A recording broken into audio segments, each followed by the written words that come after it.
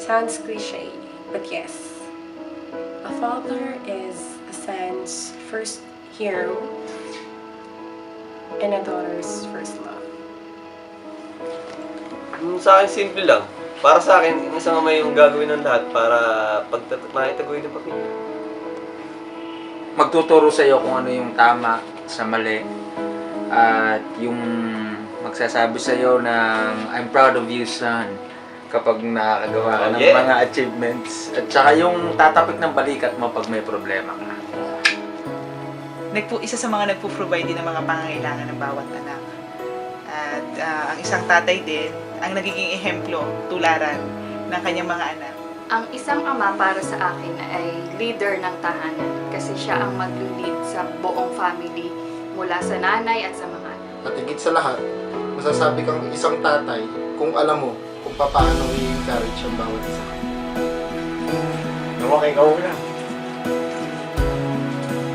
Teka, sino nasunod? Dati, isa sa mga persecutor, kung anong faith meron ako, siya na ngayon yung nagpe-pray para sa akin. Tapos hindi siya nakakalimot na tuwing mag-chat kami is, ipagpe-pray mo na kita, Pinky. O, ano ba yung mga gusto mong prayer para araw-araw maisama namin ang iyong inay? Wala siyang hindi kayang gawin. Sa pagluluto, the best.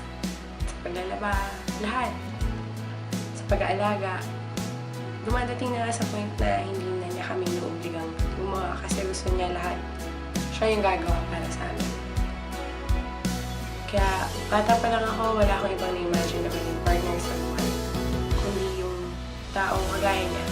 Yung taong nasa kanya yung qualities kagaya ng tatay ko. I lost my dad when I was 10. So, di ko alam, siguro konting oras lang yung pinagsamahan namin. Pero isa sa may pagmamalaki ko sa tatay ko ay yung hindi kami pinabayaan kahit mahirap ang buhay, palagi pa rin may pasalubong, pagkagaling sa trabaho. Malimit lasing pero mabait, maaruga, mapagmahal. At it's a lahat. Gwapo tatay ko. May pagmamalaki ko ang aking ama sa pamamagitan ng pagpapakita sa ibang tao na ang mga pinalaki niyang mga anak ay naging isang mabuti tao. At higit sa lahat, may pagkatakot sa Diyos. Actually, wala na akong tatay. 3 years ago, kinuha na siya ni Lord. Pero may pagmamalaki ko siya kasi every time na nagkakamali ako, tinutuwid niya ako. Kapag tama naman ako, proud siya sa akin. Sasabi kong isa siya sa pinaka-the best tatay, biological father, dito sa lupa. Siguro, ito yung pinaka-the best na, dumabes na magluto. kaya kami din marunong magluto. Dito lang kami natuto magluto. Yun lang. Tapos, kahit di kami close, pero at least, mahal ko pa rin siya. Yun o! I love you, Hepe. Hindi ko na alam makasunod. Ang mensahe ko para sa lahat ng mga tatay ay nagpapasalamat ako sa Lord sa inyong mga buhay dahil sa pagiging responsableng tatay niyo sa bawat mga anak na itinataguyod niyo. At nagpapasalamat din ako personally sa inyong mga buhay dahil naging napakatatag niyo sa lahat ng mga sitwasyon sa bawat pagsubok na dumarating sa buhay ng isang pamilya at nagiging matatag kayo bilang isang, sabi ko, as leader ng inyong pamilya. Para sa mga ama at tatay, a blessed happy Father's Day po. Bilang haligi ng tahanan, magpakalalim po ang bawat isa at mainam at mabuti na sa bawat tatay magsimula ang prayer, pananalangin sa pamilya, maging sentro ng pamilya nyo ang Panginoong Hesus at makita ng bawat anak ang magandang samahan ng kanilang mga magulang. Dahil sa paglaki nila, ng mga bata, kayo ang magiging huwara nilang tutularan. Salamat po!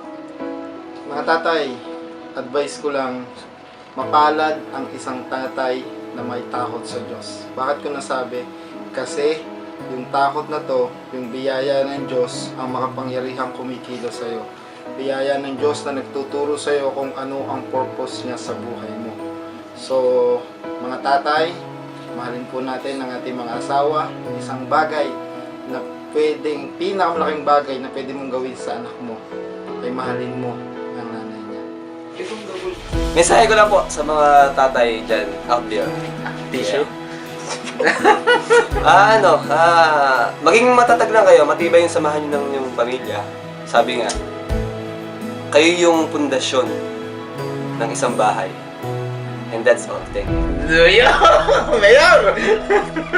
Laging make your presence memorable para sa mga anak nyo. Tunay nga. Huwag nating mapalitan ng mga material na bagay yung kasiyahan na may bibigay nyo mismo para sa mga anak nyo. Patuloy na patibayin ang samahan ng pamilya kasi sa inyo nagmumula yung lakas ng bawat isang miyembro ng pamilya. Salamat. Salamat po sa inyo na handang masakripisyo, hindi lang para sa pamilya, kundi para sa kinabukasan ng mga anak niyo. Salamat kasi kayong mga tatay, specifically yung magiging attorney, lawyer, lalo na para sa aming mga anak na babae. Salamat kasi nandyan kayong handang laging umunawa, magmahal, at magbigay ng lahat para sa amin. Salamat.